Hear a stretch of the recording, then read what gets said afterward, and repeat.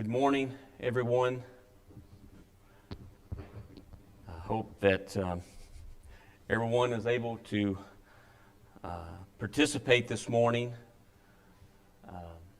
in our worship service via the YouTube channel or possibly on our FM transmitter.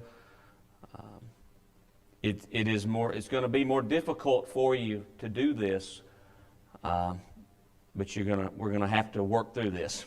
And so please do your best to listen and follow along.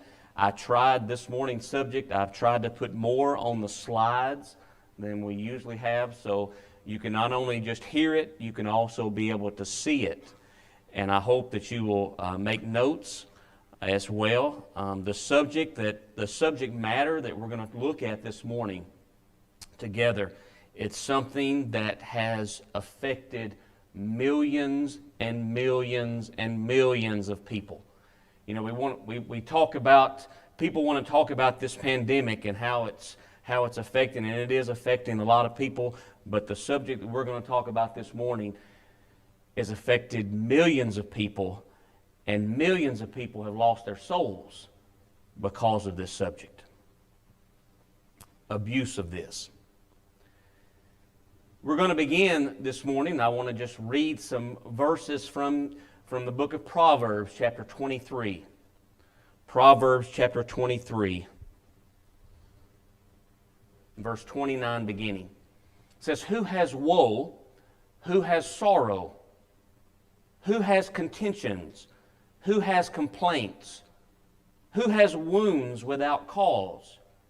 Who has redness of eyes? Those who linger long at the wine, those who go in search of mixed wine. Do not look on the wine when it is red, when it sparkles in the cup, when it swirls around smoothly. At the last it bites like a serpent and stings like a viper. Your eyes will see strange things, and your heart will utter perverse things. Yes, you will be like one who lies down in the midst of the sea, or like one who lies at the top of the mast, saying, they have struck me, but I was not hurt. They have beaten me, but I did not feel it. When shall I awake, that I may seek another drink?"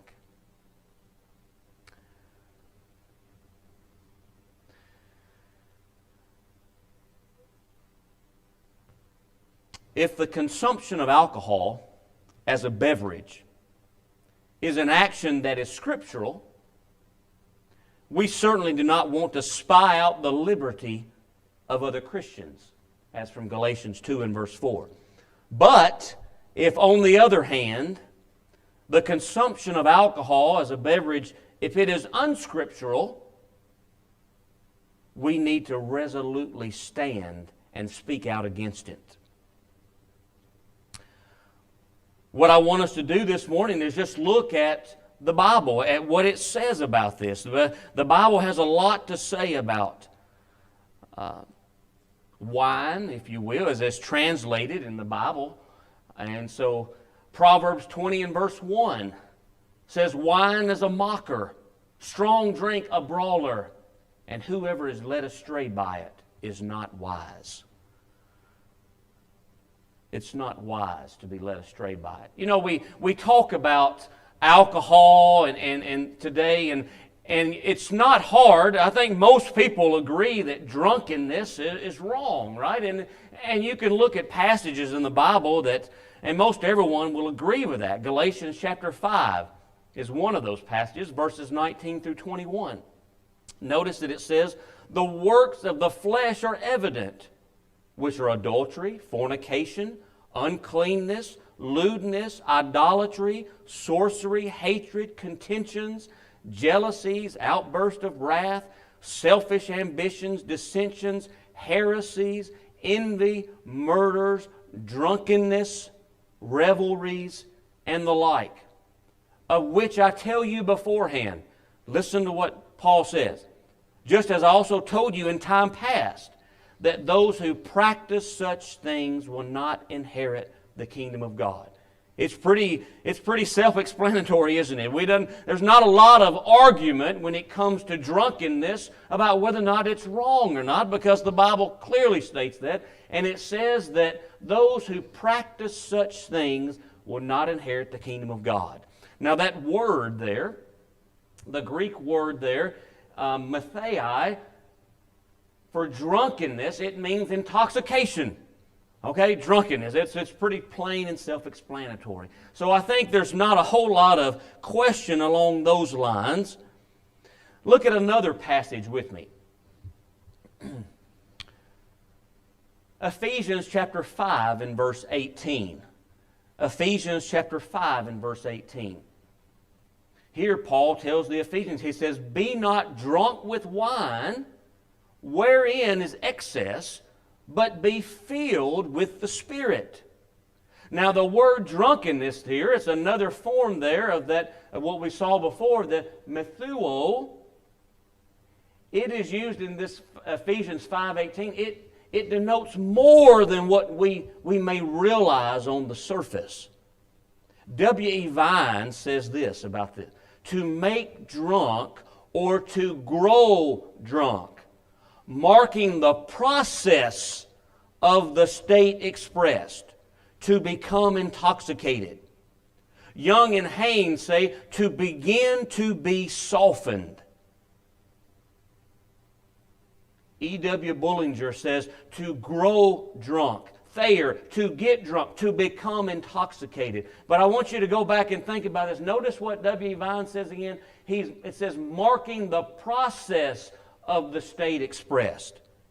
It's not just drunkenness once you've reached it. It's the process of becoming drunk. He says, do not participate in that process. Be not drunk with wine, wherein is excess, but be filled with the Spirit. Be filled with the Spirit.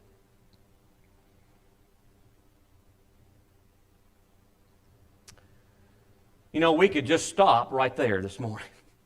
Those two passages tell us all that we need to know. Christians are not to be participating in drunkenness, not even in starting the process of becoming drunk. But we want to think about this. We all realize, even medical science tells us that alcohol has an effect on the body, right? You don't have to, it doesn't take long to see that, right? And alcoholism is a very dangerous thing. It destroys. This idea of drinking too much, this is found, it affects many, many areas of the body. Okay, it's been proven over and over again that it has an effect on the brain, memory loss, mood swings, dementia. It has effect on the heart, can cause strokes, high blood pressure, irregular heart rate.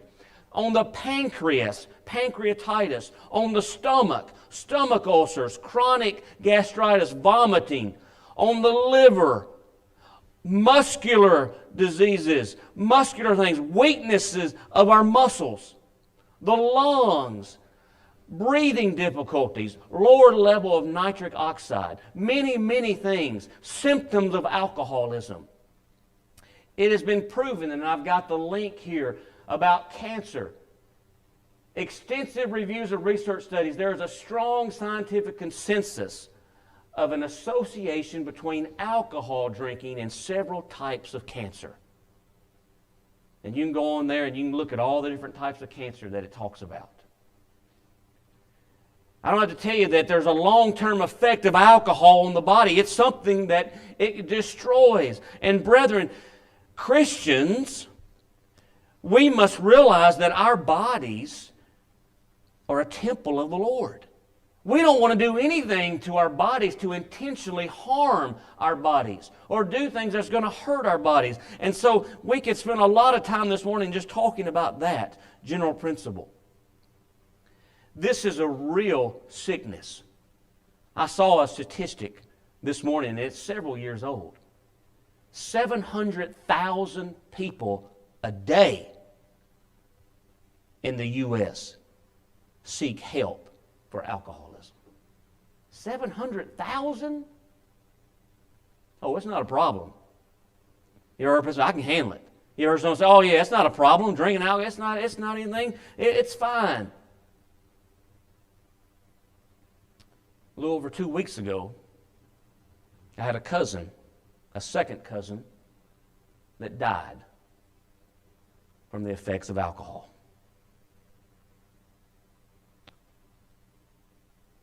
He'd been battling with it for a while. From what I understand, he thought he could handle it. And he would go on these big binges. His body was affected so much by it. When they were trying to detox him this last time, they were trying to detox his body, get this intoxicants out of this poison out of his body. When he would get to a certain amount, they had him down to maybe a half a glass of something a day. His body went into seizures.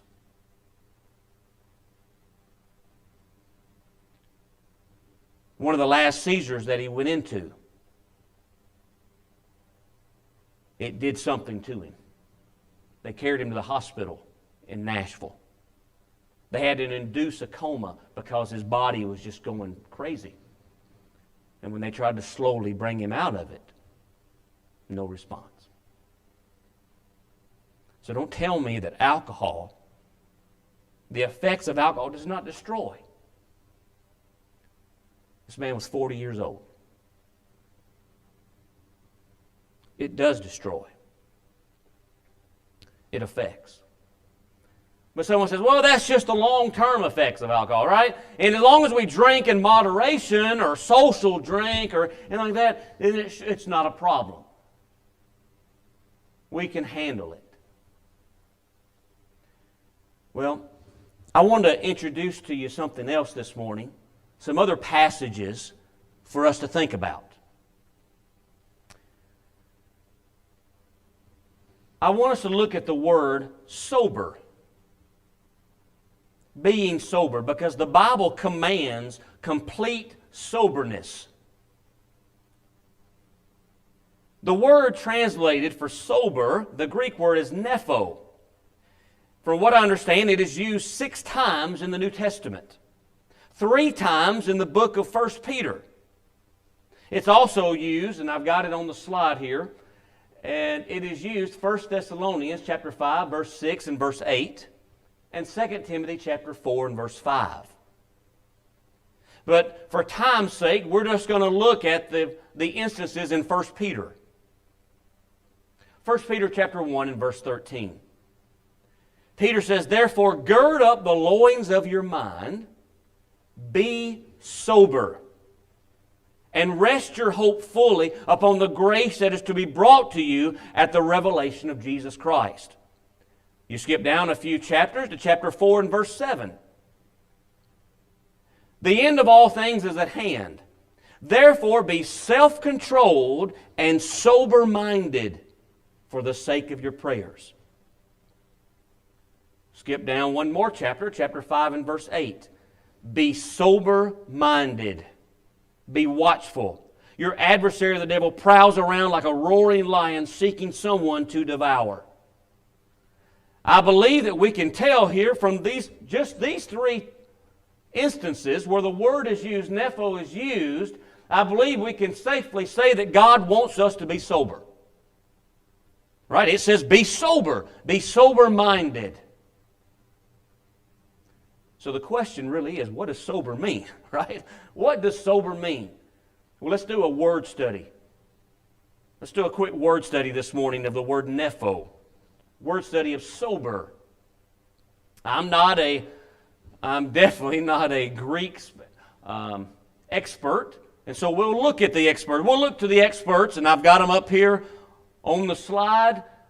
And by the way, I've got copies. We made copies of all of the notes this morning, and we're going to have them in the back. If anyone comes to the building at any time, there'll be some copies there. You can feel free to grab those at any time. Nepho, word study. New Englishman's Greek Concordance says this word means to abstain from wine, thus to be sober. Kittel's Theological Dictionary of the New Testament, completely unaffected by wine.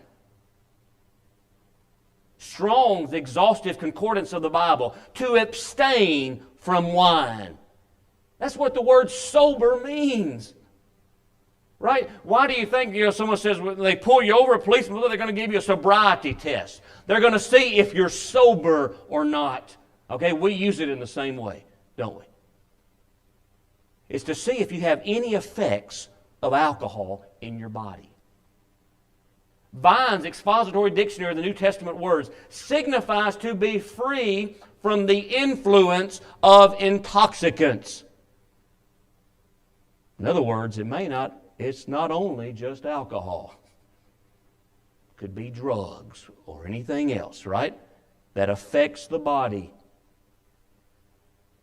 New American Standard, Exhaustive Concordance, to be sober, to abstain from wine.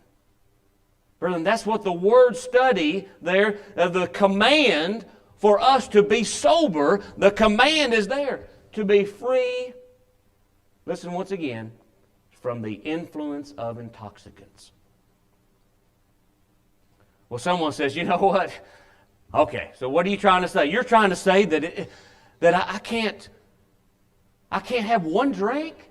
I can't have, it doesn't affect my body. First, I'm strong, I'm big, right? The bigger you are, the more you can drink and it not affect you. So I can have a little bit, right, and it not affect me.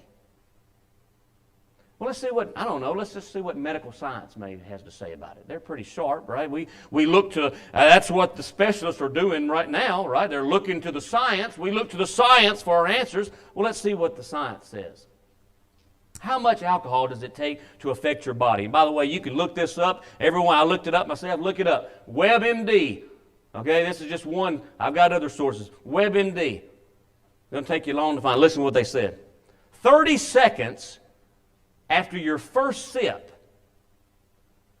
that would be one drink, one sip, alcohol races into your brain. It slows down the chemicals and pathways that your brain cells use to send messages, that alter your mood, slows your reflexes, and throws off your balance.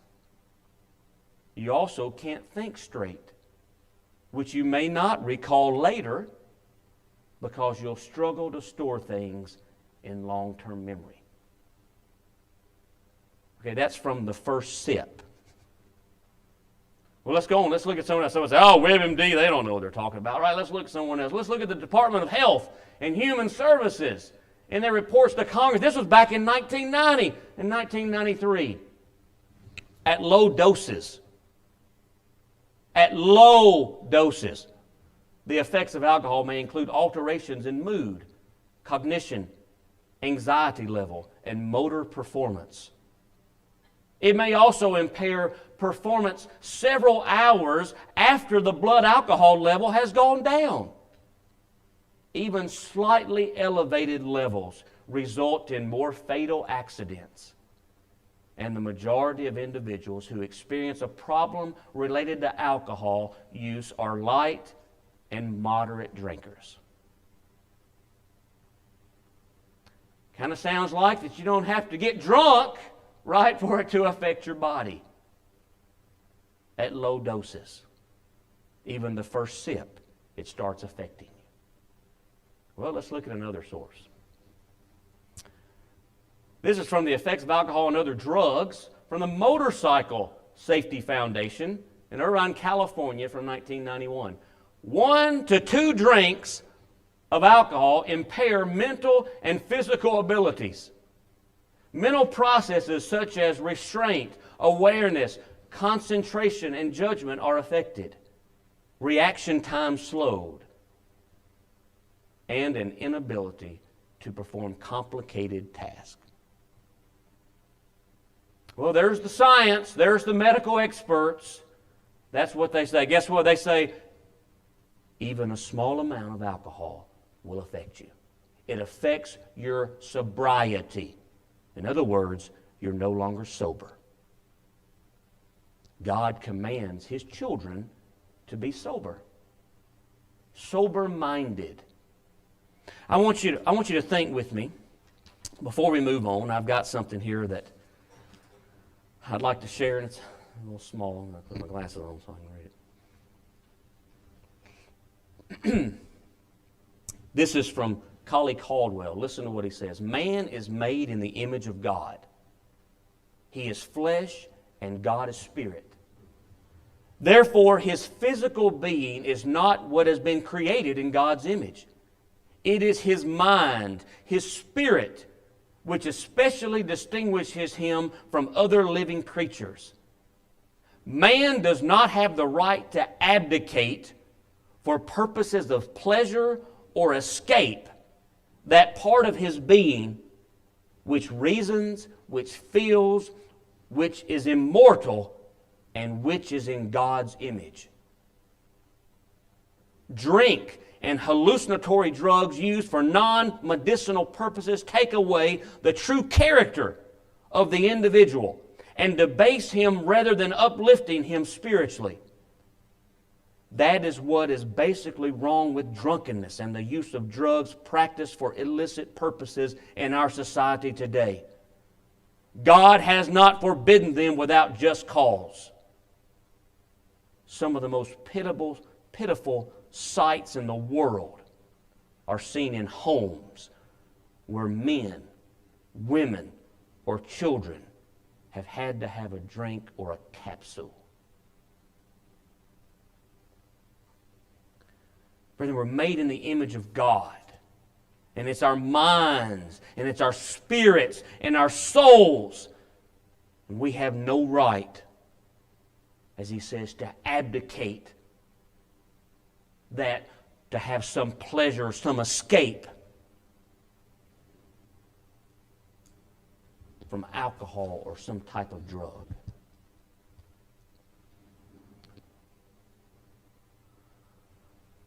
Well, let's think about this morning. First century Christian examples. How did they deal with things? What did they do? Maybe they participated in social drinking or things like that. So how did they do things? Well, look at 1 Peter chapter 4, verses 3 and 4. Very important verses here. Peter says, "For we have spent enough of our past lifetime in doing the will of the Gentiles. When we walked in lewdness, lust, drunkenness, revelries, drinking parties, and abominable idolatries. In regard to these, they think it strange that you do not run with them in the same flood of dissipation, speaking evil of you." Now, first of all, I want you to notice that Peter is telling them, all your former friends that you used to have before you became a Christian, the ones that are not Christians, they're going to think it's strange that you're not running around with them in drunkenness and revelries and drinking parties. Now, I want you to ask something. If God only condemned drunkenness, why would he put more than one word here? He could have just knocked that out. He just could have said drunkenness and been done with it, right? Look at the words that are used. First of all, the word drunkenness there, it's translated from a word that's different than the word we looked at in Ephesians chapter 5 and verse 18, which just talked about intoxication, right? Drunkenness, that methuo. This word is oinophalugia. Listen to what it is. The idea is that one becomes intoxicated, inebriated, or drunk with wine. Excess of wine comes from this word. Okay? This is someone who becomes drunk. He says, you didn't do this, you're not doing this anymore. The first century Christian says you used to run with them and do these things, but you're not doing this anymore. Now look at the second word. Kamas. Revelries. Excessive feasting. Thayer comments, this is a nocturnal and riotous procession of half-drunken and frolicsome fellows parading the streets, feast and drinking parties till late at night, and indulge in revelry. Trench observes, both riot and revelry are embraced in the term. So you've got the first term that we looked at, okay, for drunkenness. And that's someone that becomes intoxicated or drunk with wine. Excess of wine comes from this. And then you got the second word, the revelry. These are ones that are half drunk. Boy, they're just going out and they're rioting. They're having a big time. Okay? They're half drunk. Now look at the third word that's translated in the New King James, translated for drinking parties. Okay? I believe the Old King James Version says banqueting, or some of the other translations. It comes from the word potos, P-O-T-O-S. It means a drinking party, carousal. Now listen, drinking without reference to amount, not of necessity of excessiveness. In other words, this could be social drinking. This could be drinking as what we would call in moderation. Now, why are all three of those words used in there if he only condemns drunkenness? You see, God commands that the Christian be completely sober. Remember now, the least little amount of alcohol, and the medical science told us this, the least little amount of alcohol affects your mind. It slows it down. It slows your reflexes. It does all these things to us. God wants us to be sober-minded, clear-minded, so we can honor Him, so we can glorify Him. Well, let's look at another. So the first century Christians, guess what? He says, they think it strange that you do not run with them in the same flood of dissipation, and they speak evil of you. That's those, the Gentiles, those that you used to run around with before you became a Christian.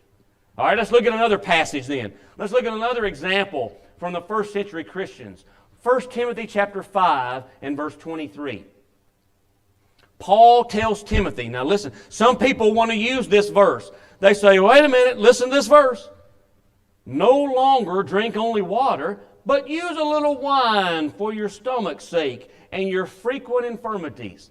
Some of them want to say, well, see there, he tells us we can drink wine. We can drink a little wine. We can drink a little. Well, let's look and see what this passage is really teaching. Number one, Paul had to tell Timothy to drink a little wine for medicinal purposes. In other words, the practice of Timothy was that he didn't drink anything. He didn't drink any wine. Paul had to tell him, for your stomach's sake, you need to drink a little. Number two, this verse implies the normal practice of Timothy was to drink no wine at all. And that's not even, we ain't even got to the other part of this, that wine, and we'll come back to this in a minute. I'll go back. I want to keep going in my outline here. Getting ahead of myself. So think about the first century Christian example here for us.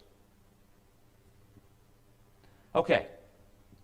Let's talk about this. And this is the next point. Some common misconceptions, okay, from the Bible.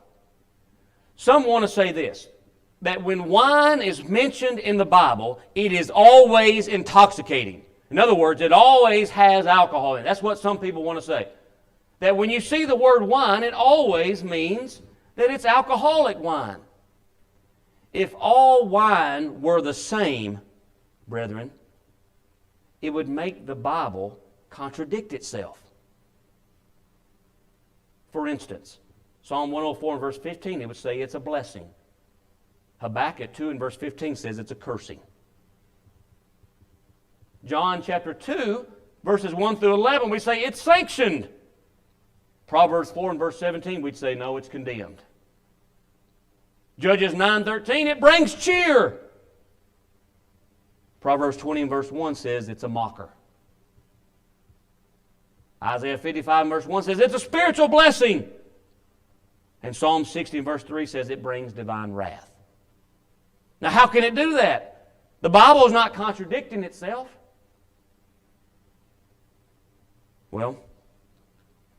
In most cases, listen to me, context must determine whether we are dealing with an intoxicating beverage or a non-intoxicating beverage. It is incorrect to think that every time you read the word wine in the Bible, you are reading about what we exclusively use the term wine to denote today. Let me give you an example. Isaiah chapter 65 and verse 8. Isaiah 65 and verse 8. You need to write this down. You need to pay attention to it. Listen. Thus saith the Lord, as the new wine is found in the cluster, and one saith, destroy it not, for a blessing is in it. So will I do for my servants' sakes, that I may not destroy them all. Notice it says the new wine is found in the cluster. It's still on the vine. It's still in the grapes. It's not talking about intoxicating beverage there. See, you must look at the context to determine it. So the first misconception is this, that when wine is mentioned in the Bible, it is not always intoxicating, as many want to try to say. You must look at the context to determine it. Misconception number 2. You know, some people say, well, you know what? Those back in the Bible times, they didn't have a refrigerator, right? They didn't have an ice box, and so they had no way to prevent fermentation. If someone tells you that, if someone tells you they have not done any studying at all, this is also an unfounded belief. The people who lived in Bible times did have and employed methods to prevent fermentation. I have an article I'll be glad to share with anyone. It's The Preservation of Grape Juice by Samuel, and I don't know his last name, Bakayokji. He's a PhD from Andrews University. It's a 25-page document. And he's talking about many of the methods that were employed back in Bible times to prevent fermentation. Some of those were included boiling, gentle pressing or filtration. They would filter out the gluten, sulfur fumigation, air exclusion. They realized that if they could stop the air from getting to it, they would stop the fermentation process. And temperature reduction. They realized if they kept it below 45 to 40 degrees, that would stop the fermentation process. The contention that the ancients had to have drunk intoxicating wine is simply not true. That is just a cop-out. That's just another way to say, oh, well, yeah, it's okay. That's not a problem. They had to drink intoxicating, and that's just not true. Well, there's another misconception that we want to talk about this morning. It's argued that Jesus made intoxicating wine, therefore drinking in moderation must be acceptable. You ever heard someone say that? You ever had someone use that argument? I had a friend one time, and I use that word loosely, friend, a man that I worked with back several years ago. I remember him telling me, yeah, Jesus drunk. Jesus got drunk with his disciples. Yeah, he made wine for them. They got drunk. They had a big time. He goes, if it's okay for Jesus to do it, it's okay for me to do it. It's okay for me to get drunk. It's okay for me to drink. I want to tell you something, brethren. That's about as close to blasphemy that you can get. It is argued that Jesus made intoxicating wine. Therefore, in drinking it in moderation must be acceptable. However, such a statement assumes the very thing that must be proved. If this was intoxicating wine, Jesus would have been guilty of sin. You can look to Habakkuk chapter 2 and verse 15. Jesus was not guilty of sin. In John chapter 2 verses 9 and 10, let's look at it. It says, when the master of the feast had tasted the water that was made wine, and did not know where it came from, but the servants who had drawn the water knew. The master of the feast called the bridegroom, and he said to him, every man at the beginning sets out the good wine, and when the guests have well drunk, then the inferior. You have kept the good wine until now. Notice that he says every man at the beginning sets out the good wine. The good wine. And then he says, once the guests have well drunk, then the inferior. Now the phrase here, well drunk, comes from a word that simply has a generic reference to being full or filled, without reference to the kind of liquid used. It does not imply a state of drunkenness, but a state of fullness, being full. It is also supposed by some that the good wine, as he says here, then you kept the good wine until now, that it was intoxicating wine. It is common knowledge, listen to me, that in antiquity,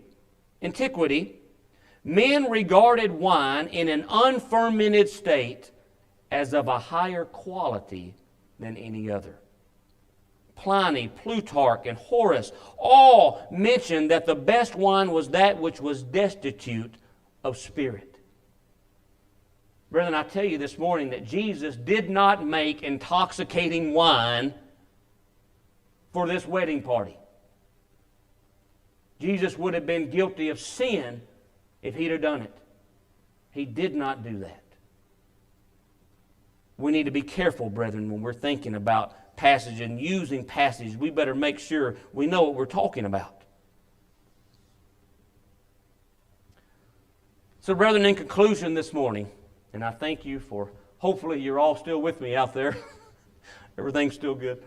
Not only does the Bible condemn drunkenness, but it commands the Christian to be sober, sober-minded.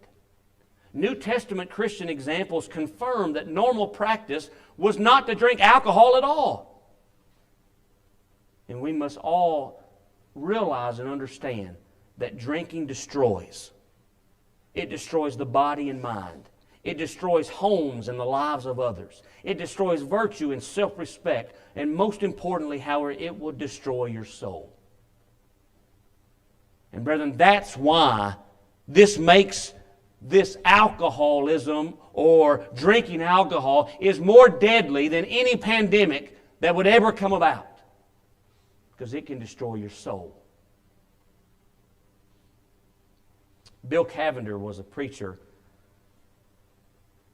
that I knew from childhood, and he passed away just a few years ago. But here's something that he said about drinking. He says, drinking alcohol never made a better husband, a better wife, or a better child. It never made a better man, a better woman, a happier family, or a better community. Drinking never makes a better worker, a better employer, or a better neighbor. It never makes one a better driver, a better teacher, a better doctor, lawyer, or legislator. So drinking is not going to help you. And we live in a society that they think it's just this, it's part of normal life. It's something to make you feel good. It's an escape. You deserve it. And yet that's just the advertising of the devil. And this next week, guess what? You're gonna be hit with it. I saw it last night. I saw a commercial. They're talking about the rockin' New Year's Eve, right? You know what they say? We're going to do it from home, but make sure you have some of the bubbly with you. And you have music, and you have all this. And see? Well, they said, oh yeah, just go ahead and drink it. It's not going to hurt anything. Wine is a mocker. Strong drink, a brawler. And whoever is led astray by it is not wise. I hope and pray that you'll think about these things and study more on it. If you have any questions, please see me. I'll be glad to talk to you about it. Like I said, I have all of the notes. We made copies of it. We've put those in the back of the auditorium so when people come by, they can grab a copy of it and do some studying. There are other references, and I have those on the board. There are resources on what the Bible teaches about drinking that are available. There are many things that we can look at, that we can share with one another and learn this further.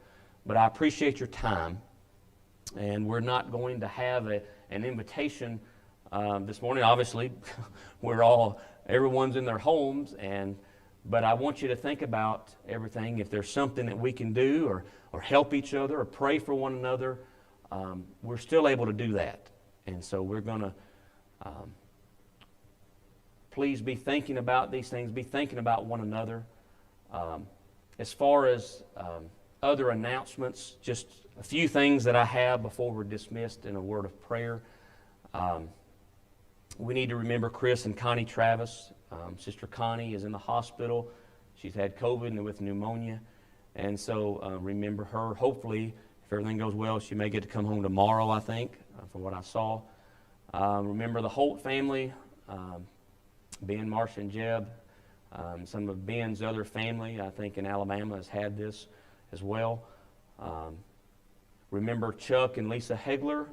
Modine Vales was also diagnosed with that, so please remember her as well. We need to pray for one another. Try to do what we can to encourage one another during this time. You have anything else? Any other announcements I can think of? Okay, if there's nothing else, we'll be led now in a closing prayer.